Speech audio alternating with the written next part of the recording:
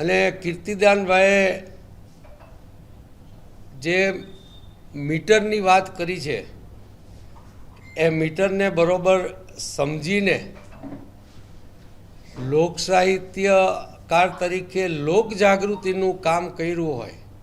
પરંતુ આવું લોક જાગૃતિનું કામ જેમ ધીરુભાઈએ કહ્યું છે એમ બરોડા, સુરત, રાજકોટ, મોરબી જેવા કાંડો બને છે, ખૂબ લોકો ગુજરી જાય છે, ત્યારે આ સાહિત્યકારો